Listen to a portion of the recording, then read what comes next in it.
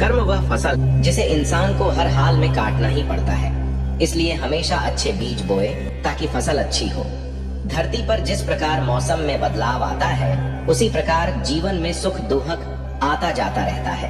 व्यर्थ की चिंता और भय एक रोग के समान है जो आपकी आत्मीय शक्ति को छिन्न करती है। जैसे जल द्वारा अग्नि को शांत किया जाता है, वैसे ही ज्ञान के द्वारा मन को शांत रखना चाहिए। जिस प्रकार एक दिया अपना प्रकाश कम किए बिना हजारों दियों को जला देता है, उसी प्रकार खुशियों को बांटा जाए तो खुशियां कम नहीं होती। हर मर्ज का इलाज नहीं, दवा खाने में कुछ दर्द चले जाते हैं। सिर्फ मुस्कुराने से, आपके भीतर के अवगुणों से आपका महत्व कम नहीं होता। बस उनसे मुक्त होने का और संसार की भलाई की ओर प्रस्थान करने का प्रयास कीजिए। अगर आप किसी को छोटा देख रहे हो तो आप उसे या तो दूर से देख रहे हो या तो अपने भीतर के अहंकार से पेड़ कभी टाली। काटने से नहीं सूखता, पेड़ हमेशा जड़ काटने से सूखता है। वैसे ही इंसान अपने कर्म से नहीं बल्कि छोटी सोच और गलत व्यवहार से हारता है। सफलता पाने वाले भूत या भविष्य की चिंता किए बिना अपने वर्तमान को सुधारते हैं। तुमने खुद को कमजोर मान रखा है, वरना जो तुम कर सकते हो वह कोई दूसरा नहीं कर सकता। बुराई को देखना और सुनना ही बुराई की शुरुआत है। समय के साथ बदल जाना बहुत आवश्यक है, क्योंकि समय बदलना सिखाता है, रुकना नहीं। अच्छे कर्म करने के बावजूद भी लोग केवल आपकी बुराइयां ही याद रखेंगे। इसलिए लोग क्या कहते हैं, इस पर ध्यान मत दो। अपने कार्य करते रहो। दुख भोगने वाला आगे चलकर सुखी हो सकता है, मगर दुख देने वाला कभी सुखी नहीं हो सकता। जो मनुष्य जीभ पाकर भी श्री राधा कृष्ण का कीर्तन नहीं करता है, वह दुर्बुद्धि मनुष्य मोक्ष की सीढ़ी पाकर भी उस पर चढ़ने की चेष्टा नहीं करता। जो मिल रहा है तुम्हें, वही तुम्हारे लिए बेहतर है।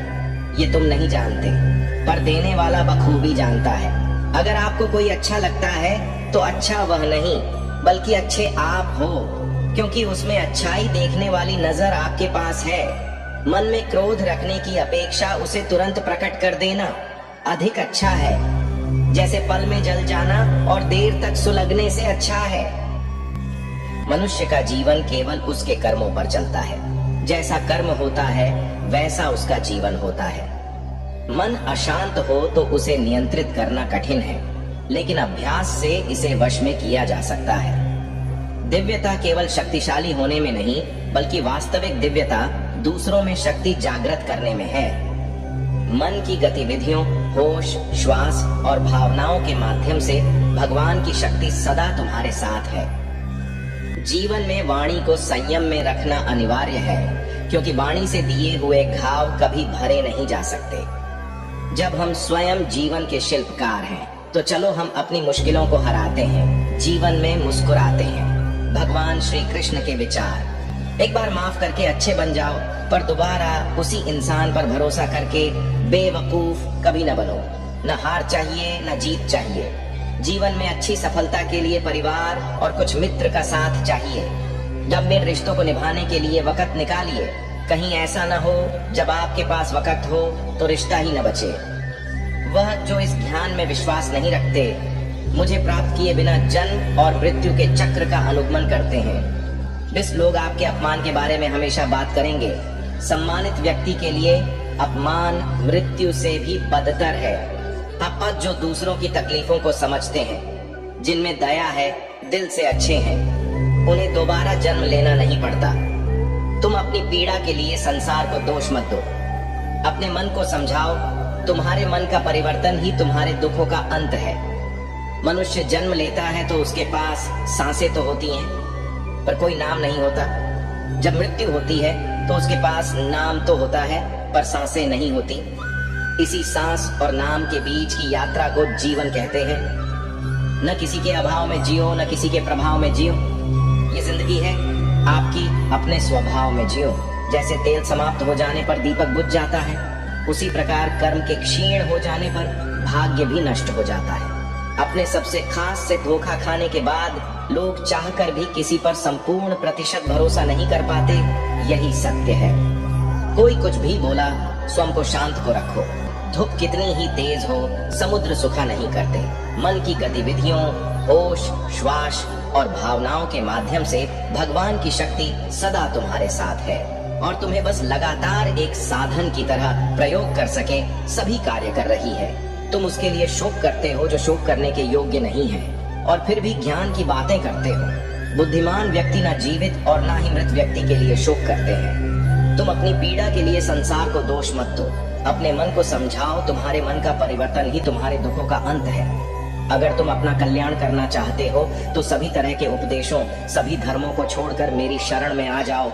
मैं तुम्हें मुक्ति प्रदान करूंगा। सुख दुख का आना जाना सर्दी गर्मी के आने जाने के जैसा ही है, इसलिए इन्हें सहन करना सीखना ही उचित है। धर्म चाहे जो भी हो, अच्छे इंसान बनो। हिसाब हमारे कर्म का होगा, धर्म का नहीं। तुम्हारा मोहग्रस्त होकर अपने कर्तव्य पथ से हट जाना मूर्खता है, क्योंकि इससे ना तो तुम्हें स्वर्ग की प्राप्ति होगी और ना ही तुम्हारी कीर्ति बढ़ेगी। बुरा वक्त आपको जिंदगी के उन सच से सामना करवाता है जिनका आपने अपने अच्छे वक्त में कभी ख्याल भी नहीं किया होता है। किसी दूसरे के जीवन के साथ पूर्ण रूप से जीने से अच्छा है कि हम अपने समय के भाग्य के अनुसार अपूर्ण जिए। जीवन को भगवान से जोड़ दो, सब भगवान पर छोड़ दो। शांत रहना सही है, पर जब गलत हो तब नहीं।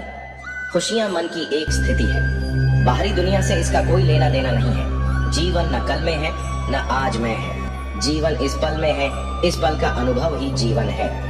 हम दुनिया से कभी शांति नहीं पा सकते जब तक हम खुद अंदर से शांत न हो।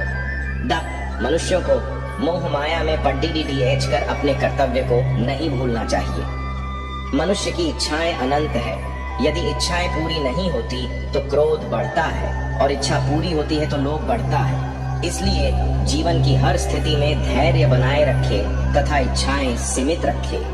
अगर तुम मनुष्य अपना कल्याण चाहते हो तो सभी उपदेशों, सभी धर्मों को छोड़कर मेरी शरण में आ जाओ। मैं कृष्ण तुम्हें मुक्ति प्रदान करूंगा।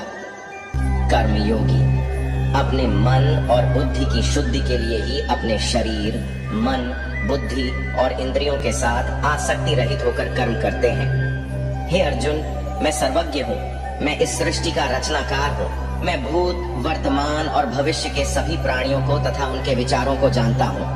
किंतु वह मनुष्य का जीवन केवल उसके कर्मों पर चलता है। जैसा कर्म होता है वैसा उसका जीवन होता है। शामना, मन अशांत हो तो उसे नियंत्रित करना कठिन है, लेकिन अभ्यास से इसे वश में किया जा सकता है। दिव्यता केवल शक्तिशाली होने में नहीं, बल्कि वास्तविक दिव्यता दूसरों में शक्ति जागृत करने में है। जो मन की गतिविधियों, होश, श्वास और भावनाओं के माध्यम से भगवान की शक्ति सदा तुम्हारे साथ है। जीवन में वाणी को संयम में रखना अनिवार्य है, क्योंकि वाणी से दिए हुए घाव कभी भरे नहीं जा सकते। जब हम स्वयं जीवन के शिल्पकार हैं, तो चलो हम अपनी मुश्किलों को हराते हैं, जीवन में मुस्कुराते हैं। भगवान श्री कृष्ण के विचार। एक बार माफ करके अच्छे बन जाओ, पर दोबारा उसी इंसान पर भरोसा करके बेवकूफ कभी न बनो। Shri Krishna quotes in Hindi. न हार चाहिए न जीत चाहिए। जीवन में अच्छी सफलता के लिए परिवार और कुछ मित्र का साथ चाहिए। अमर रिश्तों को निभाने के लिए वक्त निकालिए। कहीं ऐसा न हो जब आपके पास वक्त हो तो रिश्ता ही न बचे। वह जो इस ज्ञान में विश्वास नहीं रखते, मुझे प्राप्त किए बिना जन्म और मृत्यु के चक्र का अनुगमन करते हैं। लोग आपके अपमान के बारे में हमेशा बात करेंगे। सम्मानित व्यक्ति के लिए अपमान मृत्यु से भी बदतर है। जो दूसरों की तकलीफों को समझते हैं, जिनमें दया है, दिल से अच्छे हैं, उन्हें दोबारा जन्म लेना नहीं पड़ता। किसी काम को करने का जुनून आप में तभी आएगा जब आप वो काम करेंगे जिसे करने के लिए आपका दिल कहे, जिसमें आपका मन लगे और जिसे करने से आपको सुकून मिले। अगर आप वो काम नहीं कर रहे हैं जिसे करने के लिए आप इस धरती पर आए हैं, तो आप एक दिन निराश होकर अपने काम से हार मान लेंगे। इसलिए आप वो काम कीजिए जिसे करना आपके जीवन का लक्ष्य है, और उसे बिना किए आपके जीवन का कोई अर्थ नहीं है। यदि आप में किसी को देखकर काम करने का जुनून आता है, तो ये जुनून लंबे समय तक नहीं चलता, क्योंकि अगर सामने वाला निराश हुआ तो समझो आप भी निराश होने से बच नहीं पाएंगे। इसलिए आप किसी और को देखकर नहीं, खुद को अंदर से समझकर आगे बढ़े। जीत आपको जरूर मिलेगी। अगर आप जीवन में एक बड़ी सफलता हासिल करना चाहते हैं, तो आपको जीवन के उतार चढ़ाव से गुजरना ही होगा। क्योंकि बिना उतार चढ़ाव की सफलता की कोई परिभाषा ही नहीं है। यदि आप संयम रखेंगे तो इससे मिलने वाला फल आपके जीवन में सुख, शांति, समृद्धि लेकर आएगा। क्योंकि आप जानते हैं संयम का फल मीठा होता है और इसे बढ़ने और पकने में एक लंबा समय लगता है।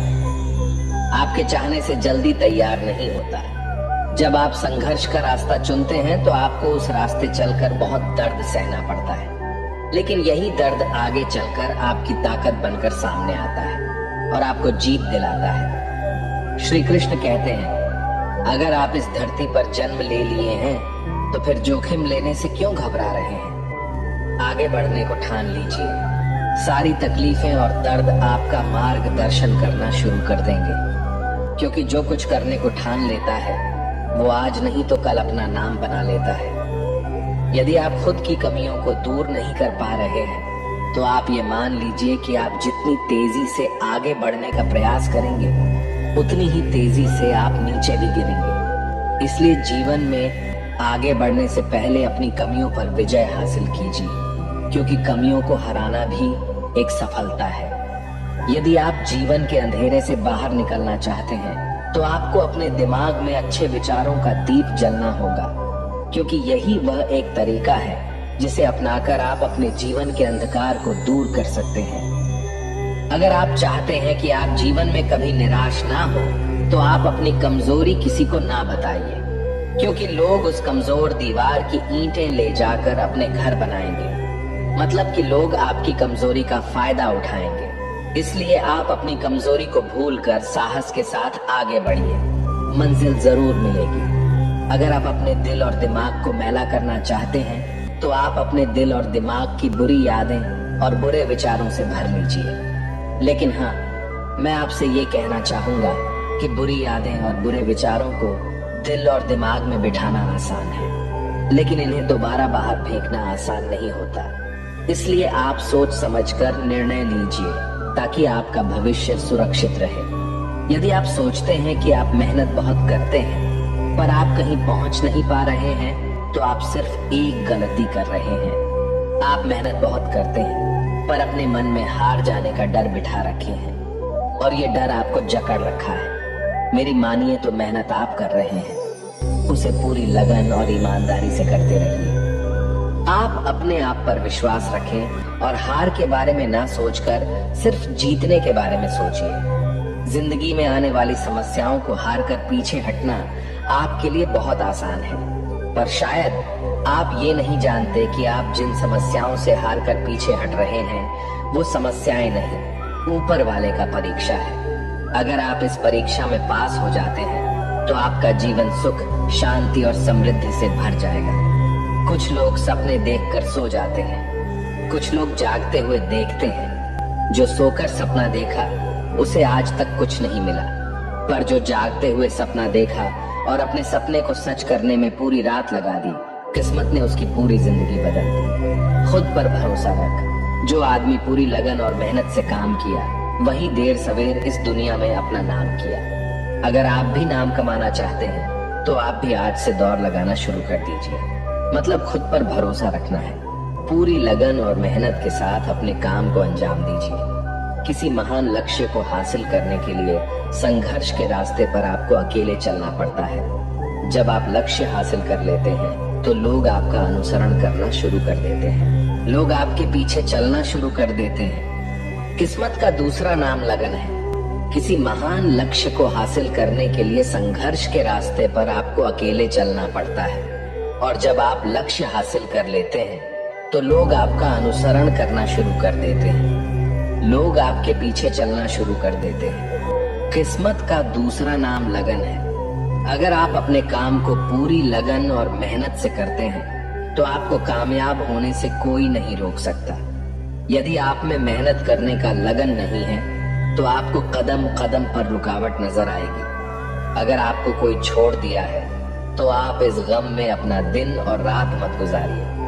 गम को भूलकर आगे बढ़िए और खुद को इतना बड़ा बनाइए कि आपको छोड़ने वाला आपकी एक झलक पाने के लिए तरस जाए। अगर आप बिना कोई प्रयास किए ये सोचते हैं कि आपका वक्त आज नहीं तो कल बदल जाएगा तो आप ये लिख लीजिए कि आप मरने के आखिरी पड़ाव पर आएंगे। फिर भी आपका समय नहीं बदलेगा। समय सिर्फ उनका बदलता है जो मेहनत करने पर विश्वास रखते हैं। ईश्वर ने आपको अंदर से लेकर बाहर तक कुछ इस तरह से बनाया है कि अगर आप खुद का सही तरीके से इस्तेमाल करना शुरू कर दें तो आप वह बन सकते हैं जो आप बनना चाहते हैं और वो हासिल कर सकते हैं जो आप करना चाहते हैं। जब आप जिम्मेदारियों के बोझ को अपना कर्तव्य समझकर खुशी खुशी उठाते हैं तो जिम्मेदारियां आपको कुशल और ताकतवर बनाते हैं, और अगर इन्हें आप मजबूरी में नाखुश होकर उठाते हैं तो आप इन जिम्मेदारियों के बोझ में दबकर खत्म हो जाते हैं। श्री कृष्ण कहते हैं, आपका मन जितना तेज दौड़ेगा आपके सफल होने की गति उतनी ही धीमी हो जाएगी। इसलिए आप अपने मन को नियंत्रित कीजिए और अपने दिमाग को दौड़ाइए। यदि आप जिंदगी में अकेले रह गए हैं तो इस बात का अफसोस मत कीजिए कि आप अकेले हैं, बल्कि इस बात पर खुशी मनाइए कि अब आपका बुरा वक्त आपके काम को मिलेगा। और याद रखिएगा कि काम से बड़ा कोई अपना नहीं है, काम से बड़ा कोई दोस्त नहीं है। हार को हार की तरह मत देखिए, इसे एक और बार सीखने के मौके की तरह देखिए, क्योंकि हर हार में सीखने की अपार संभावना होती है। और जब आपको कई बार हार के बाद सफलता मिलती है तो पहली बार में ही मिलने वाली सफलता से कई गुना ज्यादा शानदार होती है। अगर आप सोचते हैं आपको सफलता आसानी से मिल जाएगी तो आप गलत हैं, क्योंकि सफलता स्मार्ट तरीके से की गई मेहनत और धैर्य रखने से मिलती है। अगर आप इन सब के लिए तैयार हैं तो आप सफल होने के लिए भी तैयार हैं। यदि आप रात दिन सफल होने के लिए जूझ रहे हैं तो आपके रास्ते में आने वाली बड़ी से बड़ी समस्या आपको रोक नहीं पाएगी। अगर कोई आपको रोकेगा तो आप खुद होंगे, कोई और नहीं। कब तक आप बैठकर अपनी किस्मत को कोसते रहेंगे? कभी ना कभी आपको पूरे जोश के साथ उठना होगा, पूरी लगन और मेहनत के साथ काम करके अपनी किस्मत को बदलना होगा। अगर आपका ध्यान आपके लक्ष्य पर नहीं है तो आप इस बात पर ध्यान दीजिए कि आपका ध्यान किस तरफ है, क्योंकि जिस तरफ आपका पूरा ध्यान होगा वही आपके जीवन में घटित होगा और वही आप हासिल भी करेंगे। मधुबन गांव में सुमन नाम की एक लड़की रहती थी जिसकी उम्र मात्र 12 साल की थी। वह कभी स्कूल नहीं गई, फिर भी वह कुछ ऐसा करने का सपना देखती थी जिससे वह पूरी दुनिया में मशहूर हो जाए। सुमन के गांव वाले हमेशा उसे पगली कहती थी, क्योंकि वह कभी स्कूल नहीं गई, फिर भी वह जिंदगी में कुछ बड़ा करने का सपना देखती थी। गांव वाले सुमन के पिताजी पर इस बात को लेकर दबाव बनाती थी कि सुमन पढ़ी लिखी नहीं है, इसलिए जल्द से जल्द इसकी शादी कर दो, वरना आगे चलकर बहुत मुश्किल होगी। सुमन के पिता गांव वालों की बात से पूरी तरह सहमत थे, पर सुमन सहमत नहीं थी। उसे तो शादी नहीं बल्कि पूरी दुनिया में नाम कमाना था, कुछ ऐसा करना था जिससे उस पर लोगों को बेटी होने पर गर्व हो। सुमन के लिए ये सब कुछ करना आसान नहीं था। गांव वाले इस बात से बेखबर थी कि वाकई सुमन करना क्या चाहती है। वो किसी को इस बारे में नहीं बताई थी कि वो एक अच्छा चित्रकार है। उसे बचपन से चित्र बनाना बहुत अच्छा लगता था। शायद यही वजह थी कि उसका मन पढ़ने में नहीं लगता था और इस वजह से वह कभी स्कूल भी नहीं गई। उसके पिताजी को चित्र बनाना अच्छा नहीं लगता था। उन्होंने कई बार सुमन के बनाए गए चित्र को आग के हवाले कर दिया था। फिर भी सुमन हार नहीं मानी, वह चित्रकारी करती गई और करती गई। जब सुमन नहीं मानी तो उसके पिताजी ने उसे उसके हाल पर छोड़ दिया।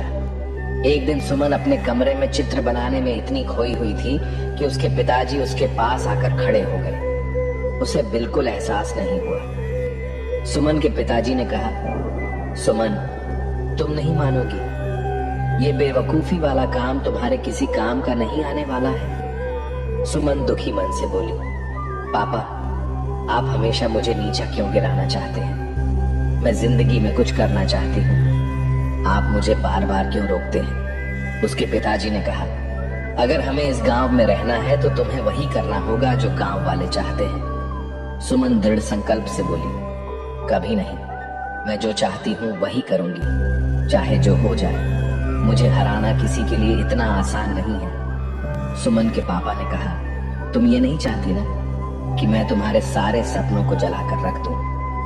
तो सुमन ने कहा, पापा, इंसान में इतनी ताकत कहा कि भगवान के दिए हुए हुनर को जलाकर राख कर दे। आपने मेरे बनाए गए चित्रों को जलाया है, मेरे हुनर को नहीं। गांव वाले ठीक कहते हैं, तुम्हारी लड़की पागल हो गई है। सुमन के पिताजी ने सख्त लहजे में कहा, इसी इलाज की जरूरत है। सुमन बोली, पापा, आपको पता होना चाहिए कि दुनिया में जो भी बड़े काम किए हैं पागलों ने ही किए हैं और करते रहेंगे। मैं भी उन्हीं पागलों में से एक हूँ। मुझे लगता है तुम्हें समझाना बेकार है, सुमन के पिताजी ने कहा और तनकते हुए कमरे से बाहर चले गए। सुमन गांव वालों को सफल होकर दिखाना चाहती थी ताकि वो भी अपनी बेटियों को आगे बढ़ने का मौका दें और उनकी बेटियां अपने पैरों पर खड़ी हो सके। एक दिन सुमन के मन में यह विचार आया कि वह गांव में आपने बनाए गए चित्रों की प्रदर्शनी लगाएगी और गांव के 10 गांव में प्रचार प्रसार के लिए जाएगी। वो इस बारे में बात करने के लिए अपने पिताजी के पास गई। शायद उसे इस काम में किसी की मदद की आवश्यकता थी। पापा, मैं आपसे कुछ कहना चाहती हूँ, सुमन ने पिताजी से कहा। शायद आपको अच्छा लगेगा कि नहीं। मैं गांव में बनाए गए चित्रों का प्रदर्शनी लगाने जा रही हूँ, सुमन ने कहा। इस प्रदर्शनी में लोगों को मेरे हुनर के बारे में पता लगेगा। वो हमें कुछ नहीं कहेंगे बल्कि मुझ पर गर्व महसूस करेंगे। सुमन के बहुत समझाने पर उसके पिताजी मान गए और सुमन और उसके पिताजी प्रदर्शनी की तैयारी में जी जान से जुट गए। सुमन के पिताजी अपने खास दोस्तों के साथ पास के 10 गांव में प्रदर्शनी के प्रचार प्रसार करने के लिए गए और उन्होंने घर घर जाकर प्रचार प्रसार किया। सुमन खुश थी कि उनकी प्रदर्शनी देखने के लिए 10 गांव के लोग आने वाले थे। तैयारी भी अच्छी खासी थी और यही नहीं, 3 दिन चलने वाली इस प्रदर्शनी को देखने आने वाले में काफी खुशी दिख रही थी। प्रदर्शनी के उद्घाटन के लिए शहर से जिला अधिकारी को बुलाया गया था। जिला अधिकारी ने गांव वालों के सामने सुमन को यह कहकर सयाबाजी दी कि भगवान करे ऐसी लड़की हर माँ बाप को दे, जिससे गांव ही नहीं बल्कि पूरा देश रोशन होता है। सुमन ने गांव के जीवन को बेहतरीन तरीके से कैनवास पर उतार दिया था। सुमन के हर चित्र में पिता का दुलार और माँ का प्यार लगता था, जो सबको मंत्र मुग्ध कर लेती थी। पिता ने अपनी बेटी से कहा, बेटी मैं तुम्हारा दोषी हूँ। सुमन के पिताजी ने अपराध बोध की भावना से कहा, मैंने तुम्हें बहुत परेशान किया। मैंने तुम्हारे बनाए गए चित्रों को जलाया, जो मुझे नहीं करना चाहिए था। सुमन ने कहा, पापा, अगर आप मेरे साथ प्यार से पेश आते तो शायद आज मैं जहाँ हूँ वहां नहीं होती। सुमन ने कहा, पापा, आपके हर बात से मुझे और अधिक प्रयास करने की ताकत मिलती थी।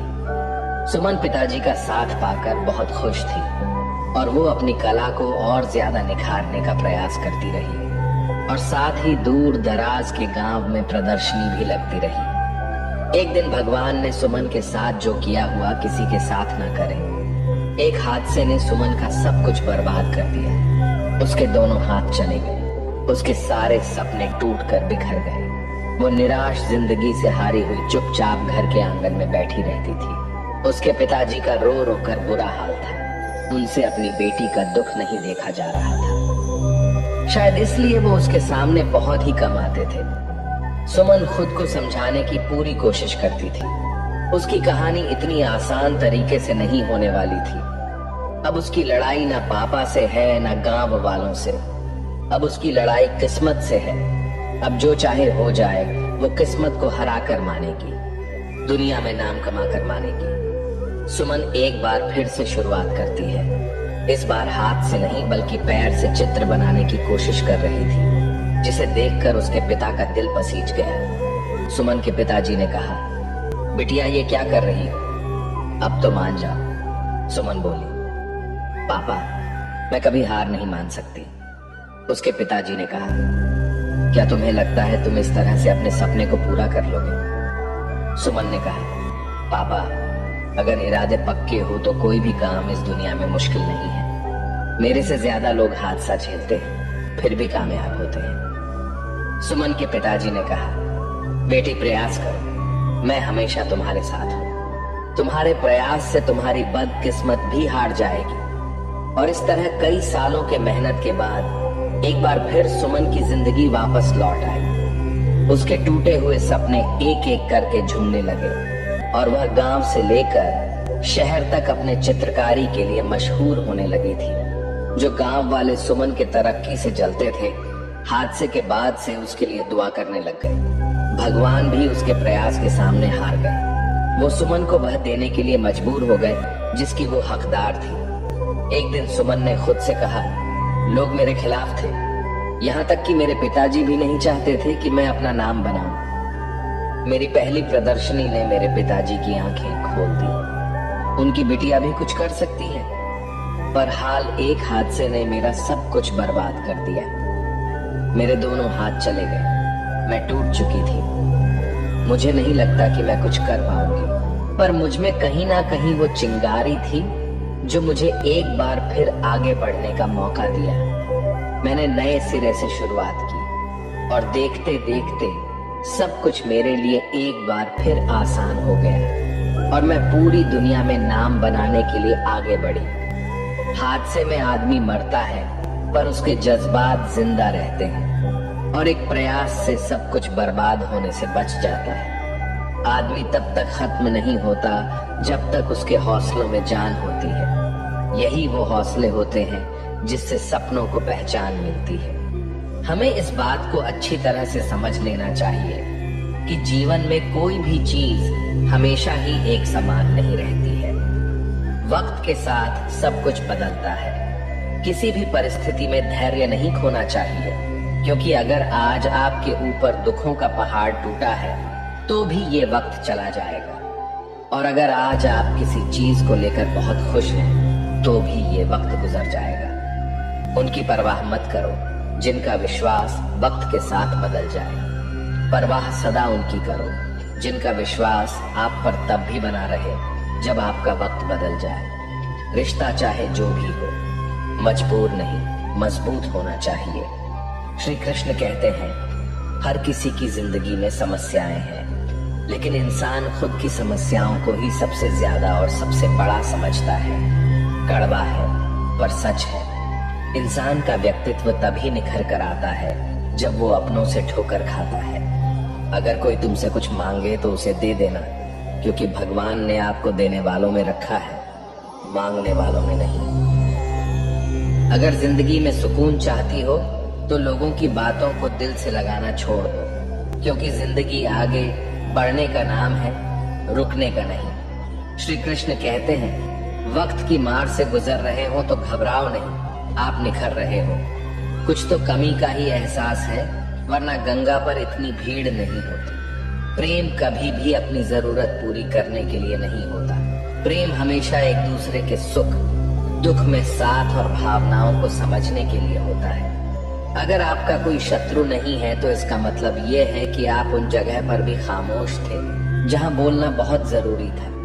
जीवन में आगे बढ़ना है तो बहरे हो जाओ, क्योंकि अधिकतर लोगों की बातें मनोबल गिराने वाली होती है। बोलने से पहले सोच लो, क्योंकि बोलने के बाद पछताया नहीं जाता। आगे बढ़ने वाला व्यक्ति कभी भी किसी का बाधा नहीं पहुंचाता, और दूसरों को बाधा पहुंचाने वाला व्यक्ति कभी भी आगे नहीं बढ़ा सकता।